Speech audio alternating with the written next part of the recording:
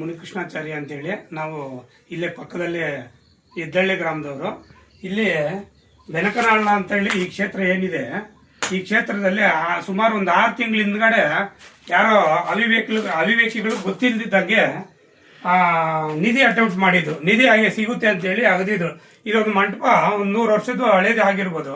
ಈ 100 ವರ್ಷದ ಹಳೆ ಮಂಟಪದಲ್ಲಿ ನಿಧಿ ಸಿಗುತ್ತೆ ಅಂತ ಅಗದು ಇದೆ ಚೆನ್ನಾಗಿರೋದನ್ನೆಲ್ಲ ವಿಕೃತಗೊಳಿಸಿದ್ರೆ. ಆಲ್ರೆಡಿ ಇದನ್ನ ಮೇಂಟೆನೆನ್ಸ್ ಇಲ್ದಿದ್ದಂಗೆ ನೋಡಿ ಬಿದ್ದೋಗ್ತಾ ಇದೆ. ನೋಡಿ ಆ ಕಡೆ ಎಲ್ಲಾನು ಮಳೆಗೆ ಬಿದ್ದೋಗ್ತಾ ಇದೆ. ಇದು ಧಾರ್ಮಿಕ ದತ್ತಿ ಇಲಾಖೆಗೆ ಸೇರಿದೆ. ಧಾರ್ಮಿಕ ದತ್ತಿ ಇಲಾಖೆಗೆ ಸೇರಿದ್ರು ಸಹ ಯಾವುದೇ ತರಹದ ಅಭಿವೃದ್ಧಿ ಇಲ್ಲ.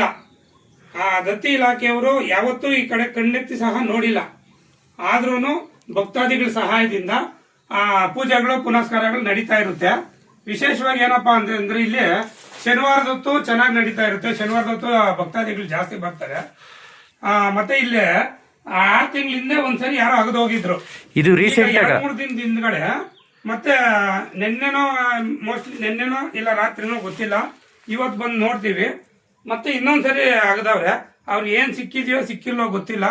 ನಮಗಂತೂ ಮನಶಾಂತಿ ಕಳ್ಕೊಂಡಿದೀವಿ. ಇಲ್ಲಿ ರಾಜಾರೋಷವಾಗಿ ನೋಡಿ, ರಾತ್ರಿ ಹೊತ್ತು ಆಗದವರು ಬೆಳಗೊತ್ತು ಆಗದವರು ಗೊತ್ತಿಲ್ಲ. ಯಾರು ಜನ ಇಲ್ಲಿ ಓಡಾಟ ಕಡಿಮೆ ಇರೋದ್ರಿಂದ ಅವರು ಭೂಗಳ್ರಿಗೆ ಚೆನ್ನಾಗಿ ಅವಕಾಶ